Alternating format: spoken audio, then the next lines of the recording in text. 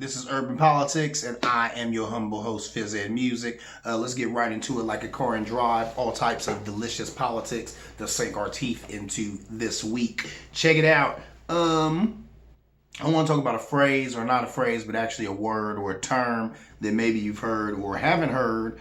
Progressophobia. That is a thing. And what it is liberals being unable to see their progress, not being able to admit some things are better.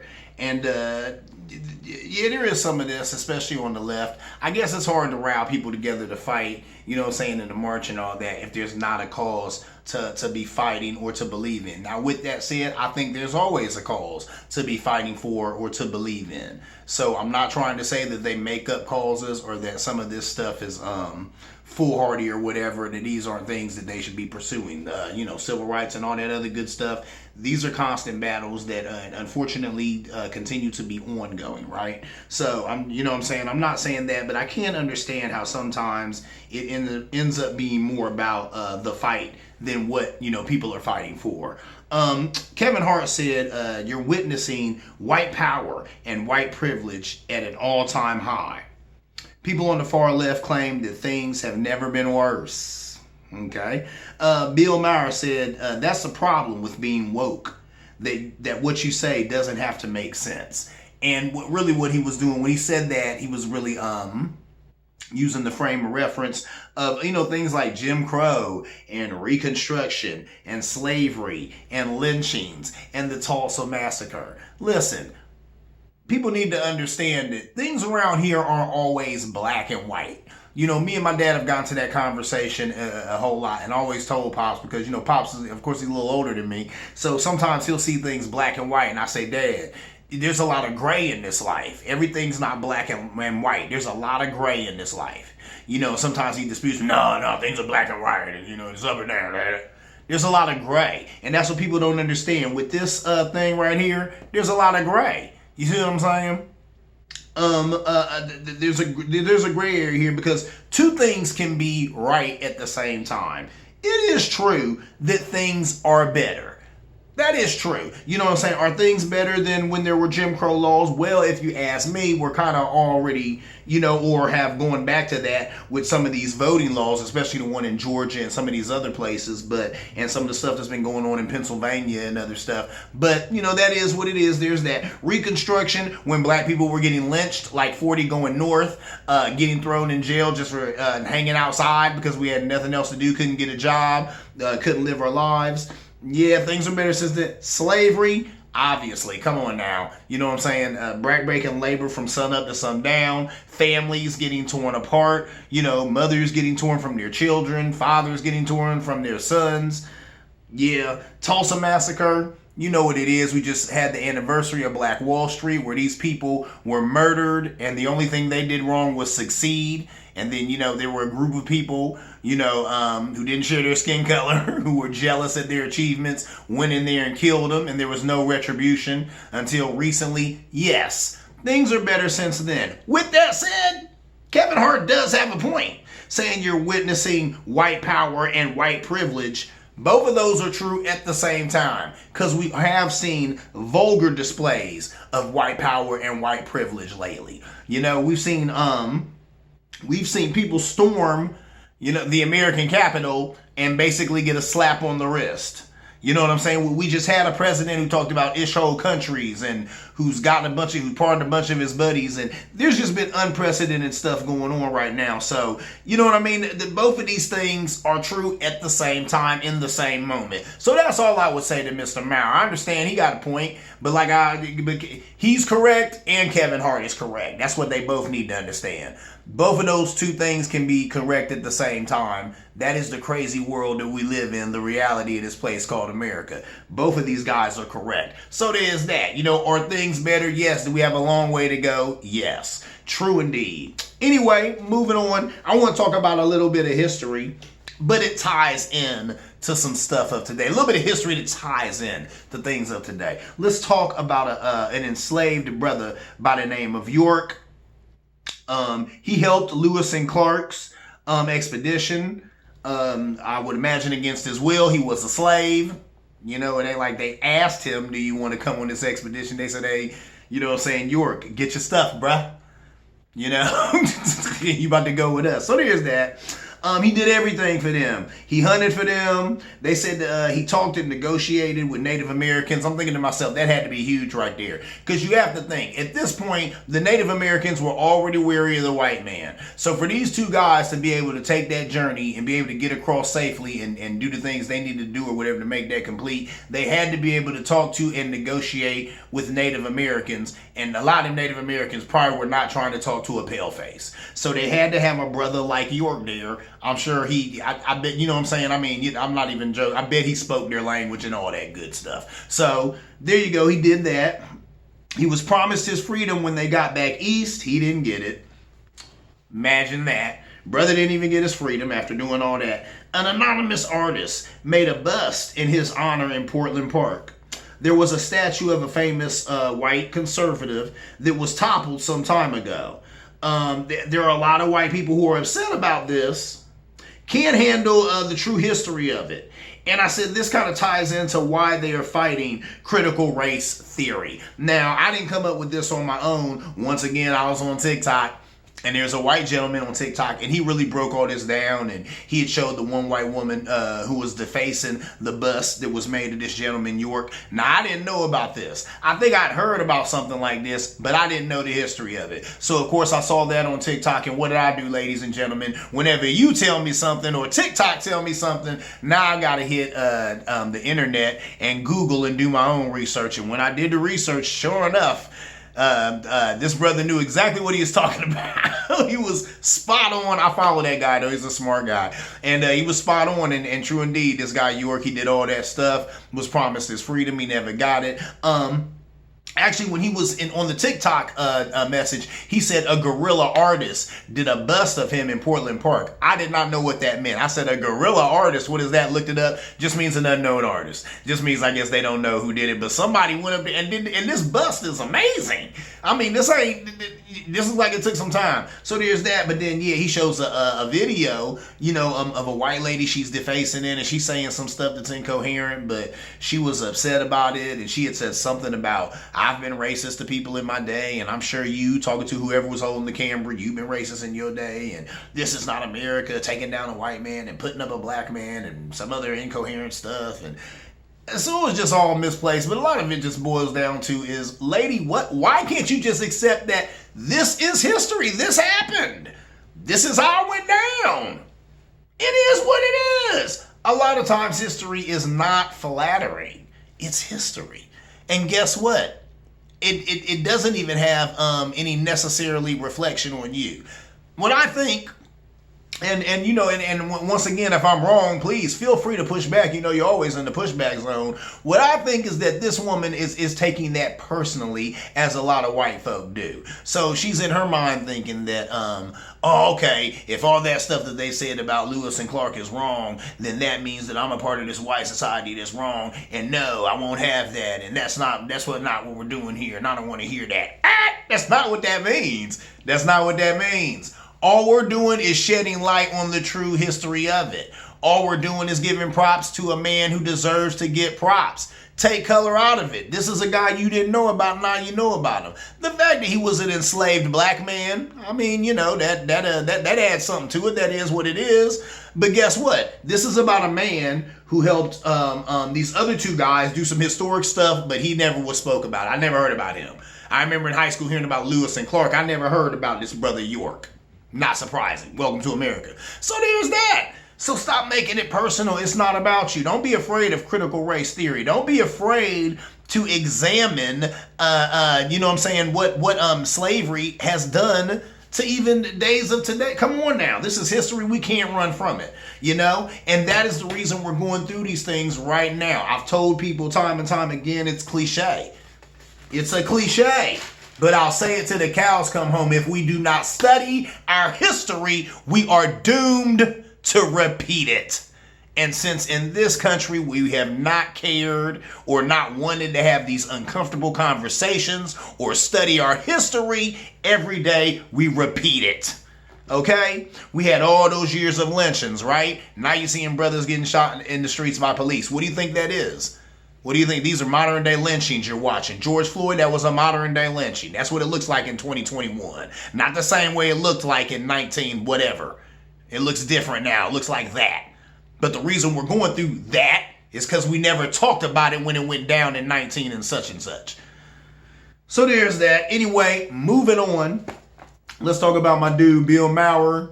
Funny comedian. I love his commentary. He has some things to say. A lot of this stuff is stuff that I've even talked about. Not necessarily poo-pooing higher education, but, it's definitely something to rethink. I am a parent myself. I have one child who went to college, another child who's on his way to college, and then I have a 4-year-old who's probably definitely going to go to college when he gets of age. Who's definitely going to go to, he's definitely going to go to college when he gets of age. If that's what he wants to do, actually. Times would be so different. But anyway, my point is, I do have some experience this way. I am a parent, and I did go to community college myself. Big up to Columbus State. But anyway, he says, college is a grift. Compares it to Scientology. Now, I didn't say all that, but that's interesting that he would. For those who don't know out there, a grift, that's a hustle. So he's saying college is a hustle. I've heard people say that. Compared it to Scientology, that's something. Said, this is a family show, so I'm going to be careful with the quotes here. My man, he get tough with the expletives sometimes, but just one thing. So he said, F, this is what Scientology does. Make you keep taking courses to make up to move up the bridge of total freedom, or to move up the bridge of total freedom. He said the right's calling Biden's plan social engineering, which is over the top. I agree. Liberals see more schooling the way Republicans see tax cuts. The answers for everything. That's funny. He also said, is it really liberal for someone who doesn't go to college and makes less money to pay for people who do go and make more? The answer, he said, isn't to make college free. The answer is to make it more unnecessary, which it is for most jobs. I have to echo that. He makes a good point. Actually, when you go to college, they're not teaching towards a specific job. Most times not. You know what I'm saying? But really, they're just teaching you a broad array of things. But then I've heard people and even employers tell me that the reason you want somebody who's went to college is that not necessarily because they learn how to do the job you're going to have them doing. They'll probably learn that when they get to the job and get the job. But it's because you know that this person's a critical thinker. This person knows how to think things through. Maybe work in a team, communicate with others, communicate on paper, because that's a big part of our society, right? So college just lets people know that you have these skills. You could say that, but I venture to say there's plenty of people who don't went to college and do not have a lot of those skills I just mentioned. I know for a fact I worked alongside them. So there's that. So take that for what it's worth. Like I said, you in the pushback zone. That's something to think about right there. Call college a grift. I mean, really, you got to think, you get an associate degree. And I tell people all the time, I remember being a job developer for COVA, the Center of Vocational Alternatives, which is defunct now, at company's gone. But back in the day, I remember I got a job as a job developer, fresh out of Columbus State. So I had an associate degree, and then I was there for a little while, and then the job that I had, the next person who interviewed for that to have a bachelor's degree. Then I was there for a little while longer, and then you had to have a master's degree. So I'm sure at this point, if that job is still around, you got to have a PhD probably to do that job. It just keeps going. Every round goes higher and higher. And what is that about? Probably getting you to spend more money in somebody's institution, because I did that job just fine with an associate degree, and my supervisor said I was one of the best to do it. Her words, not mine. So I'm just saying. Big up community college. That's all I'm saying. But and that is what it is.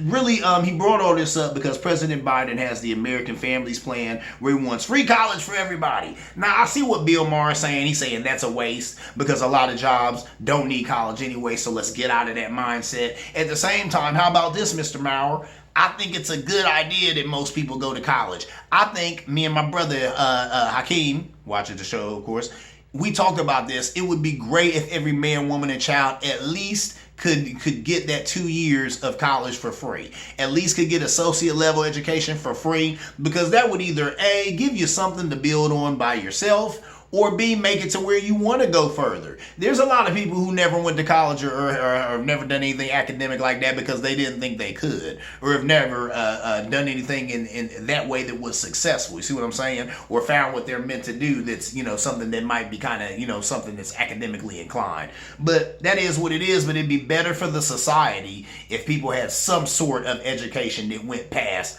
high schooling, because we already know the high schools in this country are failing. I worked in one for years. I'm not going to say no names, but I got a chance to work in that high school and see a lot of other Columbus public high schools. Nothing to write home about, man. The school system is garbage in America. We know that. So Lord knows people, when they go out here and get a job, they better have something better than a diploma, because that ain't worth the paper it's written on anymore. It would be great if people could at least get that 2 years of education and get it for free. Maybe you use it to get a job. Maybe you just use it to better yourself, and it sends you on a mission to get some education. Hit the internet and let your little fingers do the walking and see if you can educate yourself about things you're interested in. Who knows? But either way, I think it's a good idea for people to be able to get that. So that's my 2 cents. Moving on. I want to say something, and I wish I could say it to people on the news. I wish I could say it to a lot of these commentators who I see talking and all of that. People need to understand this, and I'm going to say this. Walk with me, ladies and gentlemen. White supremacy does not have a face. Do you feel me on that? White supremacy does not have a face. Look, here in this country, and you know what? It's a part of human nature. Humans want to put a face on the enemy. That's what we want to do. We want to be able to know the enemy. We want to know where they live. We want to know where they work. We want to know what they eat. We want to know what their wife looks like. We want to know the enemy. We want to know them up and down. We want to know their biology. We want to know their ins and their outs. We want to know our enemy, right? So that's what's going on with that. White supremacy is the enemy. So people want to put a face on it. They want to say, oh, there it is. When you see it, point it out. You see it right there, right? See, that's what it looks like. Okay. It's the reason why Trump's kung flu jokes were landing, and it worked, because people liked having China to blame for the coronavirus. Once again, people want to put a face on an enemy. People were afraid of the coronavirus. They're mad at the coronavirus. It stuck them in their house. It's killed their loved ones. What does it look like? What do we hate? What does it look like? What does it look like? Oh, and then Trump gave you that.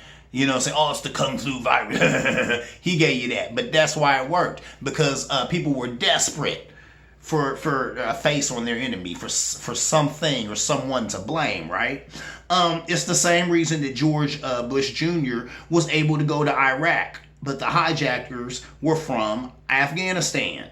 All he did was get on TV and said, hey, the new enemy is Islam. Well, we are at war with Islam. We're going to war with Islam. And then it really didn't matter where the Islamic people were from. Whether it was Iraq or Afghanistan, all we knew is now Islam. We mad at them. No longer is it Russia. Now it's Islam. Shift gears. You know what I'm saying? Shift gears from Russia to Islam. So that's what's going on. And there it is. He put a face on the enemy. He was even saying their names wrong. Sunni and Shia. I think it's Sunni and Shiite. I'm pretty sure. But anyway, he was trying to give it a name, trying to give it a face, trying to give you something tangible that you could put your hands on and hate. Easier to hate something if you know what it looks like. Or like I said, if you could touch it, or if you could grab it. You know what I'm saying? If somebody can make it tangible for you, real easy to hate something like that, right? So that's the thing. And that's what it is. They talk about know thy enemy. But here's the thing. We need to know that thy enemy has no face. There is no face on white supremacy, okay? Because it could come in many different forms, right? How about this? Every white face that you see is not involved with white supremacy or on board with white supremacy and has never taken part or has taken part in white supremacy. You can't assume that. Just like you can't assume that every black face is for black rights or is down with the black cause or even believes or agrees that Black Lives Matter, whether they support the institution or just the phrase or not. You can't assume that just because their face is as dark as yours. That's what we need to understand. This thing has no face. How about this? White supremacy could come from a black face, just like it could come from a white face.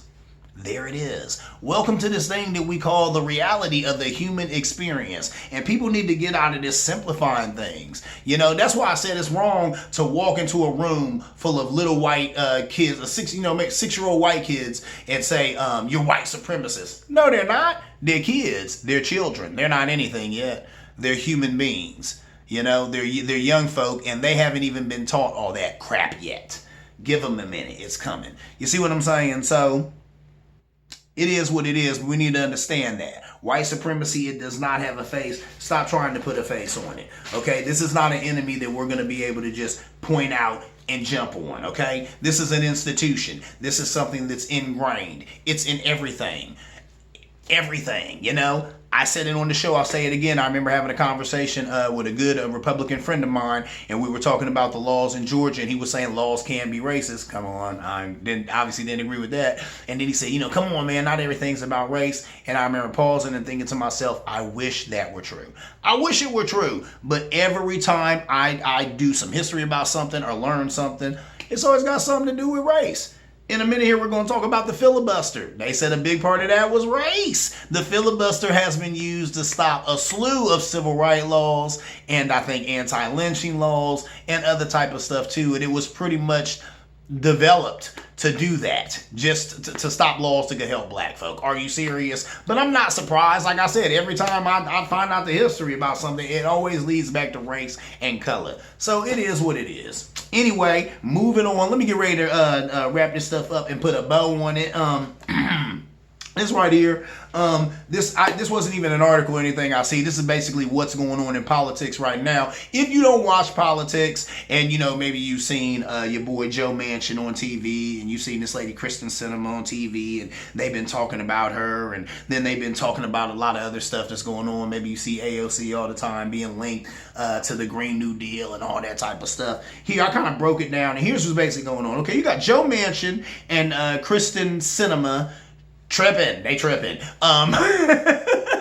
Democrats have what? The majority in the House, which would be great if every Democrat was on board and would go ahead and vote along with the caucus. But, you know what I'm saying? That's not what you have going on here. Of course, you have Republicans staying united, and then you have Democrats who have the audacity to a lot of times vote with Republicans. Some of these moderate Democrats. Now, we're going to talk about it next show. I didn't want to get into it right now because I do not have the time to do such. But there's a lot of these moderate Democrats who vote with Republicans all the time, and they've been able to hide behind Joe Manchin and Kyrsten Sinema because the news has been all about them. But they're in the same camp as these two. For whatever reason, they're moderate Democrats. They vote along with Republicans a lot of the time. That's garbage. I remember years ago, though, a guy, I think it was an older brother, he had told me, he said a moderate Republican would do more for you than a conservative Democrat any day.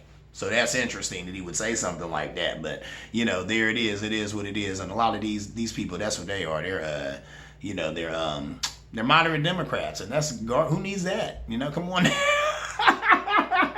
It's sad too because the Democrats have the majority, but it looks like they could squander it. Already the Kyrsten Sinema and Joe Manchin talked about how they're supporting the filibuster. I just talked about how racist and archaic the filibuster is. They need to get rid of it. And then what's sad is, and you can look all this stuff up. I remember back in the day, I think it was the Republicans, they did some little hokey stuff to the filibuster to where there is a time, I remember back in the day when I was a kid learning about the filibuster, and you would see people on the House floor reciting every word out of the Bible or every word out of the dictionary. Because a filibuster, that's what it was. You had to sit there and continue to talk to stop vote on whatever this bill was. But then the Republicans, some kind of way, and look this, I'm not making none of this up, somehow, some kind of way, they figured out some kind of way to where you can write in the filibuster. Are you serious? They can write in the filibuster. So now you don't even have to do all that grandstanding. You might remember Ted Cruz being on the House floor reading Green Eggs and Ham. And then a lot of times these jokers will use that stuff to fundraise because that's a big thing on the right. So, they said Ted Cruz was signing autographed copies of Green Eggs and Ham to commemorate that garbage. That's just stupid stuff, man. It's like, seriously. But at least, it was adhering to the rules of the filibuster. You know, you have to sit there and talk to eat up that time or whatever to stop that bill from being voted on. So that is what it is. Of course, Democrats want to get rid of it. It needs to go. Joe Manchin said he doesn't support getting rid of it. I see the thing, I think where it's Dianne Feinstein said that she doesn't agree with getting rid of it. What? We'll talk about that next show, but, you know, talking about democracy is not at stake. Really? Yeah, it is. Come on now. We got a party that's recounting votes and doing all types of hokey stuff. You know, having 3 and 4 recounts until they get the count that they want. Already talking about how they're going to make sure they got people in every state in America counting the votes so that they get the count that they want in 2024, the benefits of their side and their guy. These are problems, okay? And for some of these Democrats to turn a blind eye, that's a problem. So it is what it is. The GOP refuses to do anything. Like I said, they'd rather engage in these culture wars. That's what's going on with them right now. They're always about culture wars. Why? Keeps the money coming in. Nothing gets money flowing in like telling people that they want to let transsexual or transgender people go to the same bathroom that they let your mom and daughter go into.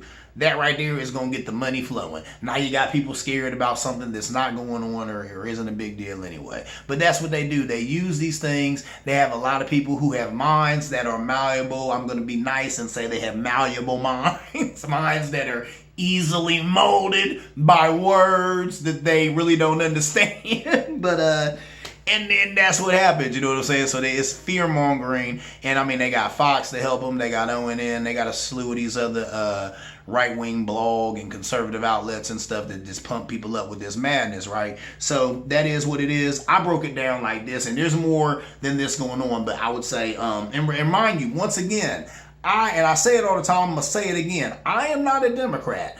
These days, I'm an independent who leans to the left. I'm not going to lie. A lot of the issues on the left, I dig and I get into and I support. But there are issues on the right that I dig and I get into and support. You know, and there's back in the day when I said I'd never vote for a Republican. I would vote for a Republican if he was talking the talk and walking the walk and his record was good or her record was good.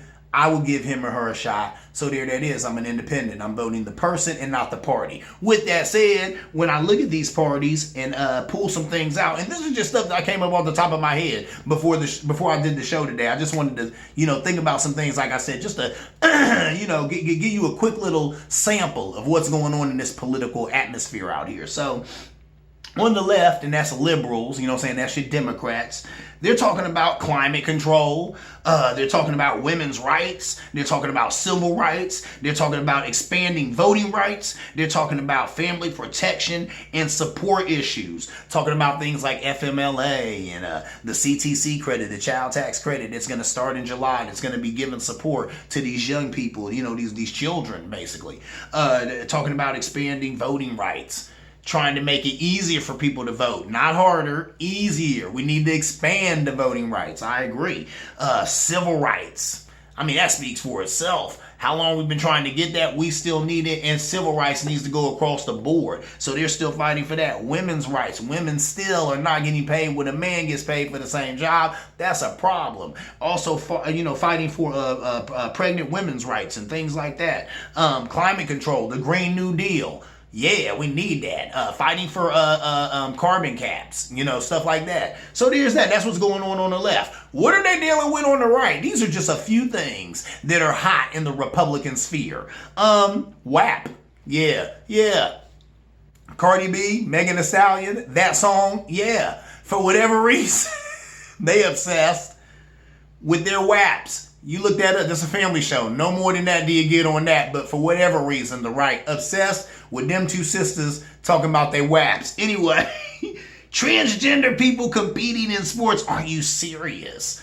Are you serious? They are going on and on and on and on about this ad nauseum over there on Fox. Man, now I'm trying to break this down too, because the whole thing is still confusing to me, ladies and gentlemen. I haven't reported on some of this stuff, this transgender and these other sexuality stuff, because I don't necessarily understand it all like that. Woo-wee, when you get into the weeds of it, it is something. But you know what? Human beings are complicated. We're a complicated species. So I'm going to get into the weeds. I'm going to do the knowledge because I want to understand the plight of my fellow man, woman, non-binary person. But with that said, They're upset about that. I guess their biggest thing is that they're scared that I think transgender boys who feel more like girls or who are transgendering or transitioning into females should not be able to compete in sports against girls, saying that that's not fair.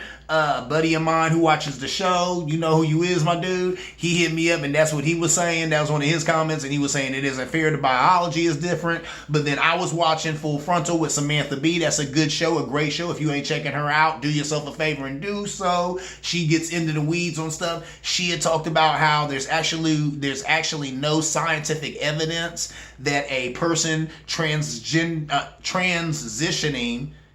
give me a minute, ladies and gentlemen, transitioning from a male to a female has the same body structure as a female. They said that's not necessarily true, has the same body structure as a male. So her competing in a female sport should not be wrong or give her an unnecessary advantage, because her body is not like a male body. It is different because of the hormones and stuff that she's taking and things that she's going through. Wowzers, come on now. That is what it is. But on the right day on that. How about this? Like I said, we're going to deal with that later. The more and more I read about this transgender stuff and transsexuality and all of this other stuff, all it does is make me say, why is it that we have a whole party, we have a whole right side of the political system that's mad at these people? Why would you be mad at anybody going through that? First of all, it's hard enough to be a human being. Imagine being transgender. My goodness. I just want to wrap my arms around these people, man. You know what I'm like? Guess what? You're a human being. I'm going to treat you like that first. You're a human being, and I love you as such. Man, sir, non-binary, that's what's up. You know what I'm saying? You're a human being, and I love you as such, because a lot of this other stuff doesn't make any difference anyway. But you have people over there on Fox News, your Tucker Carlsons, who are just all in a tizzy over this madness. Man, let people live. Anyway, here's another thing they tripping about on the right.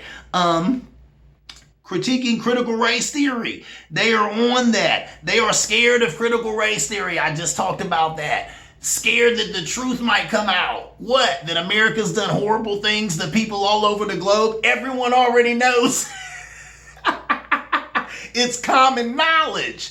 It's common knowledge. Somebody tell these people that, man. The kids are hearing it on TikTok. They've been hearing it in rap music. It's common knowledge, man. Let the truth be told. Set yourself free, man. Let the truth come out. But these people, they're too busy hiding an insurrection at the Capitol, hiding what went down in history, hiding from themselves. Set yourself free, man. Set this country free. Let's get over this race stuff by talking about it and dealing with it. What else is making them crazy on the right? Disputing the results of the election. They still own that. They are still on that. Oh my goodness. And my time has been up. But it's ridiculous, man. It's ridiculous. Anyway, listen, this has been Urban Politics. I'm your humble host, Fizz Ed Music. As always, you're in the pushback zone, so feel free to push back. Where can you push back? You can push back at fizzedmusic@gmail.com. That's PHIZZED